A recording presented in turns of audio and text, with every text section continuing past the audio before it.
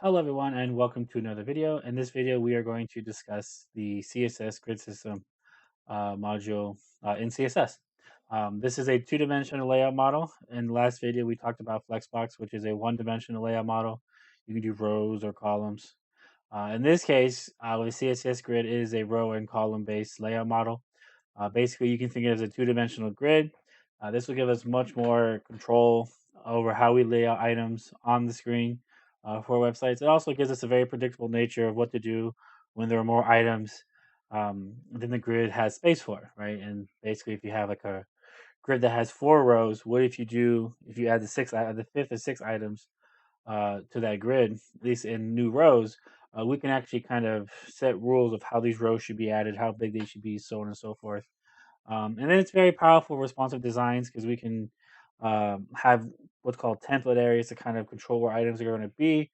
And we actually don't have to move the items as long as we move the template areas, the items will kind of move with it. Right. So this is a very powerful layout model for uh, any kind of website that is going to use at least this kind of CSS. But it's a very useful tool to have under your belt. Okay? It's not the same kind of grid system that Bootstrap uses. If you notice in the last video, we kind of built one of those. That is strictly a row-based kind of thing where you build it one row at a time, and every time you want a new row, you just do div class row, and you get more rows. Here, you can actually specify 4 rows at a time or infinite rows at a time, and you can still apply the same styling to a wall. So this is not like Bootstrap's grid system. This is the grid system built into CSS. Okay. So some terminology, just like Flexbox, Flex containers, we have a grid container.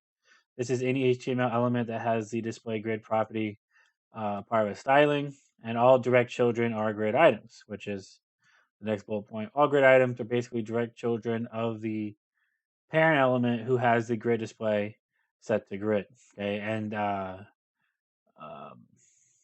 any children elements of grid items are not considered grid items, so you must be direct children of the grid container HTML element. Okay, as you can see from the picture below. We have grid lines. These kind of divide up the grid. You have a line for every start and end of a row or a column.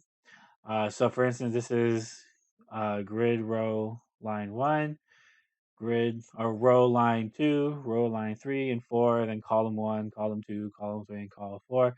And kind of breaks all this up. But I'll show you how to bring up this little markings in Firefox so you can actually see where the grids are. This is very useful to kind of get a good idea of where the grid items are being laid out on your screen, and also see the kind of general flow of the grid itself. Grid track is basically just an area that's surrounded by 2 adjacent grid lines. So, for instance, between 2 and 3 is called a grid track, or you can just call it a row. But the official name is a grid track. Okay, so we have one row track here, a row track here, row track here, column, column, column, and column.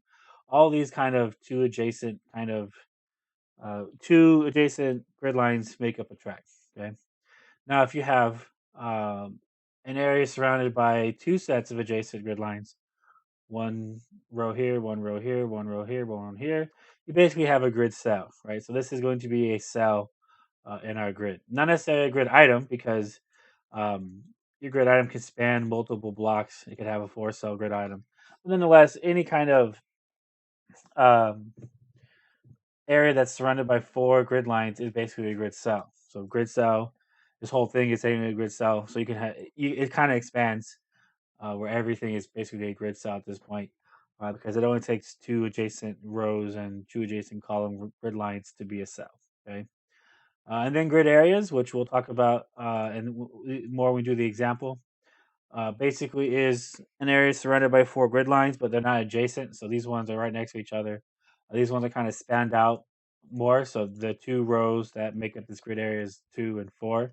These are not next to each other. They're 2 apart. So you can have larger areas be part of one kind of area. So any kind of area that's surrounded by 4 grid lines is called a grid area. And this would be a very powerful tool, as we'll see in the example, because it allows us to do responsive design much easier. Okay, and cells are also grid areas as well because they are surrounded by 4 grid lines. Though to be a cell, they have to be adjacent. Okay, but these are cells and areas. This is actually an area. Okay. But with Also, the new CSS grid, we're going to introduce a new kind of unit, which is FR. This is a fractional unit. It's very similar to how the grow and shrink factors work in the Flexbox. This allows us to kind of say how big each row or how big each column should be relative to other rows. So we can do like, okay, if we have 3 columns, we'll give them one FR each, which means one fractional unit for each column, which means each column will be the same size, right? Um, and you will set this with the CSS property grid template columns or grid template rows, whichever you want to do. But if we do grid template columns and we do 1FR, 1FR, 1FR, each of the 3 columns will be the same size. If we do it 2FR, 1FR, 1FR, the first column will be twice as big as the other 2. So if we have a picture down here, this is the example of 2FR, 1FR, 1FR, the columns. And you can see um, that the first column is twice as big as the other. And we also did it for the row too. So the first row and the first column, which is this guy right here, is bigger than the rest of the columns and also bigger than the rest of the rows. Okay. So this is kind of the code that was kind of seen up here. So what we're saying here is that we have a grid container. Its display property is set to grid width and height is 400 pixels. The rows are 2FR, 1FR, 1FR. The template columns are 2FR, 1FR, 1FR, which means the first row and first column are going to be twice as big as the other items in the grid. Okay, and this is basically how you can set up the general structure of your grid system. Okay? If we're going to have a grid system that's basically has 3 rows and 3 columns, so it's going to be a 3x3 grid, kind of basically looking like this right here. Okay, the rows and the columns. The first column and the first row are twice as big as the rest of the 2, or at least the rest of the 2 rows and the 2 columns. Okay. We can also give kind of names to our rows. So, for instance, if we were to define the template rows as having, first row would be 2FR, second would be 1FR, third would be 1FR, we can actually give them names. So, row 1, row 2, row 3, column 1, column 2, column 3.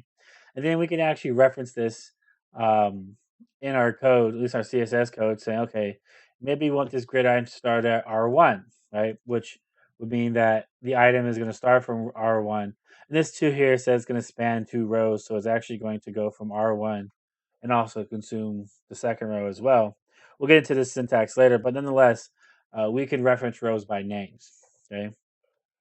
A little easier to use sometimes if necessary. Okay? But we can give things names in this grid system, which is nice because we'll do the same thing with the template areas in the example. Okay.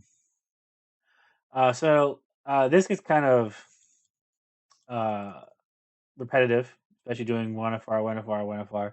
So if all your rows are going to be kind of a similar size, there's a repeat function in CSS we can use where, okay, maybe we have our grid 400 by 400 pixels. We want 3 rows, 3 equal rows, so we can do repeat 1FR with 3 rows.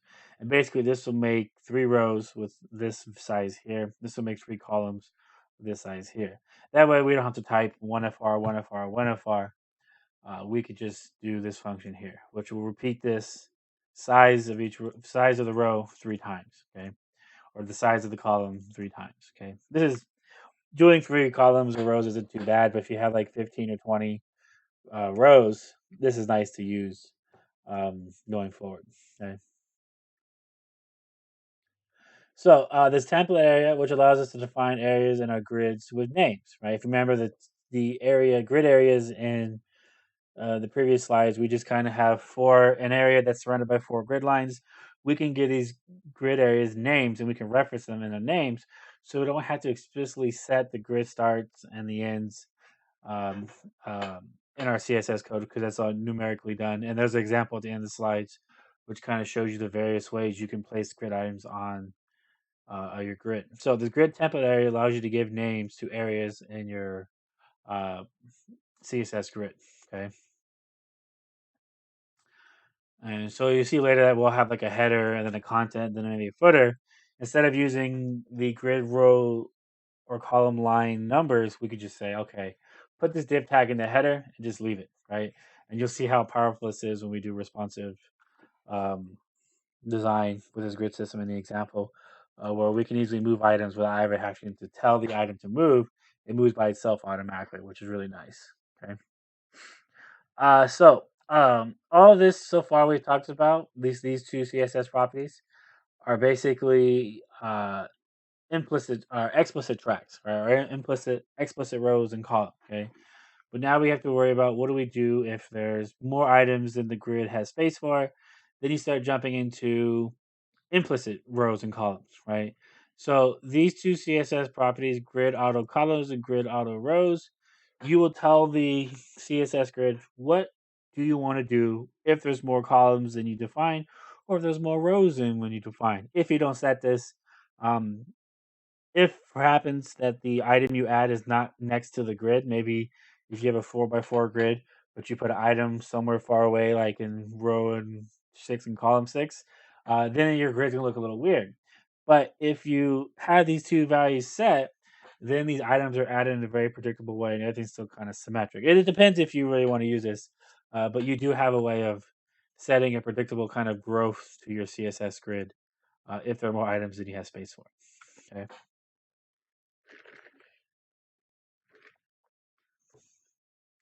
So, should be an example here.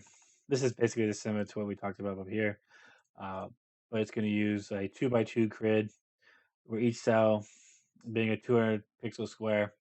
Then once you add the fifth item, the implicit rows are going to be added to the CSS grid. Okay. So here's our grid, the 2x2 grid, uh, 2 columns, 2 rows. These are explicit items, okay, because we have them there. They're also explicit rows and columns. Um, Now, if we add an item to say this is this row 6 and column 6, you will see the item will be way down here. It also won't be the same size as the rest of the grid items. Okay. Now, in between this item and this column and this item, sorry, this item and this row, and this item and this column, are these little lines. Okay, and these are actually implicit tracks that are added, so you have the correct number of grid lines on your grid. In your explicit grid, the only true defined grid lines so far is row 1, 2, and 3, and column 1, 2, and 3. If you add items to say row 6, column 6, you need to add the additional item. So it goes 1, 2, 3, then there's a 4, there's a 5, then there's a 6. Okay. So these are the implicit. Now this is what happens when you don't set these two CSS properties. Okay. Now, if we set the auto columns and rows to 200 pixels each, this is what happens when the item is added. You notice everything is the same size, and now this item is added to the right spot, and your grid still looks symmetric. This still looks kind of weird because you have all this empty space here, but you have a very predictable way of how these items are added. Okay, less predictable than this. Okay, well, they're both pretty predictable, but this is a more kind of symmetric look. And then you can do them individually. You don't have to do both. Maybe you only care when it grows down the rows, or you only care when it grows down the columns. You can set these individually. For instance, you take Reddit or Facebook. When you scroll to the bottom, it's going to add more posts. So you could do something like this, where we'll only set the auto row, and it will add more rows as we add more posts.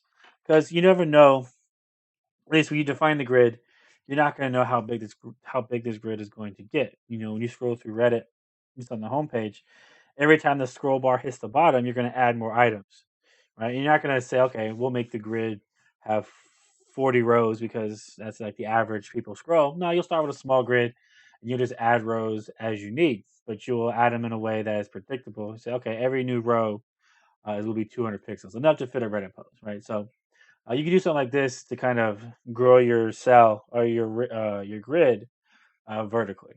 Okay, but this is kind of the grid auto column and the grid auto row, which decides how you add items to the grid that don't fit in the original grid, which is this right here.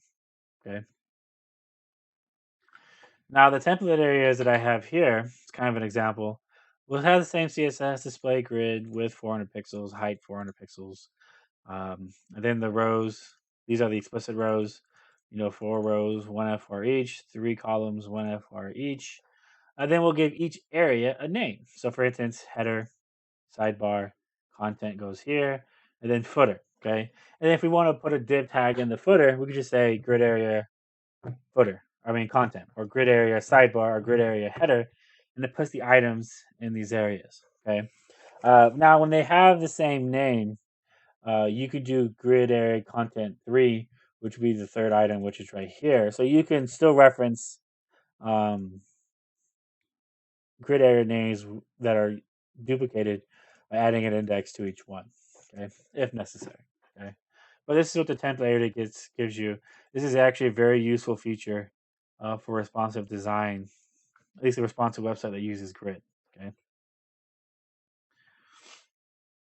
so if you don't want these areas to be slammed against each other, you can use these grid row gaps or grid column gaps. The CSS property that most people use, or you're going to be expected to use, is just the gap property. Okay, which allows you to put divisions or at least separation inside your grid. Um, this will add it on every grid line in the grid. So if we have a grid gap, say 2 pixels, gap here, gap here, gap here, gap here. But if you have a template area set, the gap that is in this area here is just not shown, right? This is all seen as one section um, altogether. But it is still there because the width has to be adjusted for the extra gap. It's just not shown if you have a template area. But you can set grid gaps with the gap property. Okay. Okay. Now the last few slides, last 15, are all about aligning items. Okay. The justify items property is used to align items along the inline, which is the row. So you can justify items along the rows. There's start, end, center, and stretch. And basically, the examples I have here is the picture is taken of a Firefox page, but this page actually has 5 grids. There's one large grid, and then there are 4 subgrids. Now, in the Firefox, these grid lines um, that I have here, you can only show 3 max at a time, so that's why this one doesn't have it. This shows you justify items at the start, the end, the center, and the stretch. The stretch, I believe, is default. Yeah, it is default, but this is how you can justify items along the rows. Okay. Then align items does the same thing, but it's along the block, the columns. Okay. Start, end, center, stretch, so on and so forth. Then you have justified content, which is aligning the entire grid itself. So if you have a grid within a grid and the grid isn't big enough to fit the container it's in, you can justify the grid itself um, using certain values. So this one has the same start, end, center, and stretch, but then you'll start seeing these space around, space between, space evenly, which we kind of should know vaguely from the Flexbox, which allows us to justify our grid when it's in another container. Okay, so for instance, this is basically, if I remember correctly, one large grid, which has one large grid with 2 columns. Then each row is um, the grid. So there's about 6, 7, 8 grids on here. Um, but you can see that these are basically these 3 red boxes are grids, and they're not big enough to fit the container they're in, which is this black box. So we can justify it to the start, to the end, to the center, stretch it out a little bit, and this is along the row, not along the vertical part. Have space around evenly, space between evenly, or just space evenly in general. Okay, so these are ways you can align your grid if the amount of space your grid takes up doesn't fit the full container. Okay, so this does it along the inline axis or the row axis. Align content does it along the block axis or the column axis, right? And you get the kind of same kind of thing. You just rotate this image and you get uh, the line content, which I think is down here. So it looks something like this. This actually didn't fit on one row, so I had to break it up into individual 2 columns. So start, end, center, stretch, space around, space between, space evenly. Is how you can align a grid inside another container. So there is one for aligning the items in the grid, and then there's one for aligning the grid itself that is inside another HTML element. Okay. So align content, justify content is for aligning the grid. Align items and justify items, or sorry, justify, yeah, align items and justify items used to align the items inside the grid. Okay. There's that. Now, positioning items in the grid gets very verbose. There's the easy, straightforward way, which is explicitly setting the grid column start and ends, or the grid row and start and ends. So if we want to place an item in a 2x2 grid in the first cell, it would be grid row start 1, grid in row end 2, grid column start 1, grid column end 2, right? And that would set the item in the first cell. You can use a shorthand notation, which does it with the row and start at the same time. 1/2 or 1/2 for the column, or you can do all four at once, which is 1/1/2/2.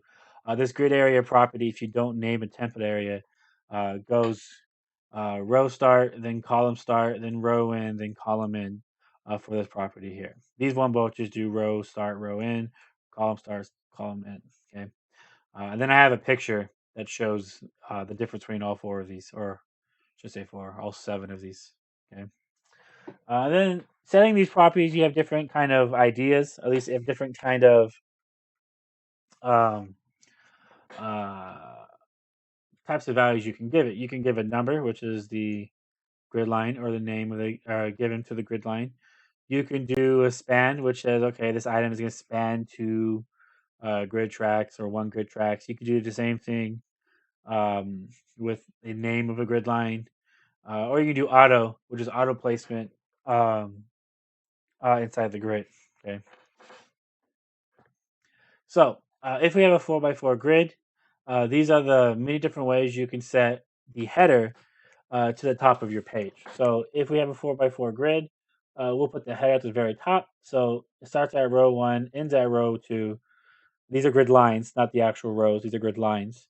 Then it starts at column 1 and ends at column 5. Now there are there are 4 columns, but there's going to be the fifth one is going to be the outside, the last grid line of the column. Okay. If we do it with the grid row shorthand notation, you do grid row 1, 2, grid column 1/5. If you want to do it with the span notation, you can do grid row 1/span 1, which means we'll just span one row or span 4 columns. Or you can do it the fun way, which is grid 1/1/2/5, which is grid row start, grid column start, grid row in, grid column in.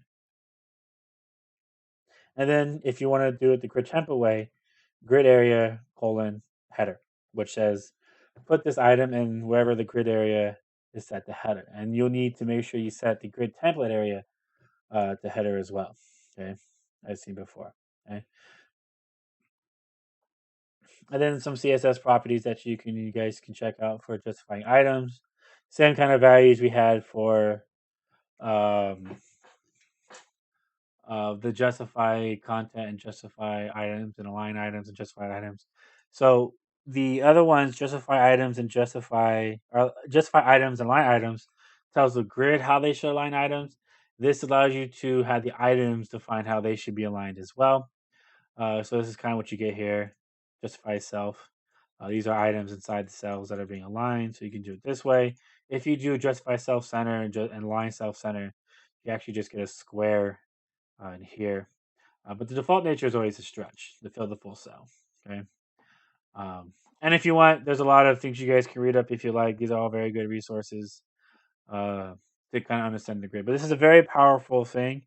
Um, in the next video, I'm going to do an example of kind of building a grid from scratch to kind of give you guys an idea of how this works. But this is a very, very powerful layout model to use. A lot of websites still use things like Bootstrap. It's very hard to get people to rewrite their websites, but you will see that this is actually not hard to use. It does make responsive design much simpler. Okay, so I will see you guys in the next video.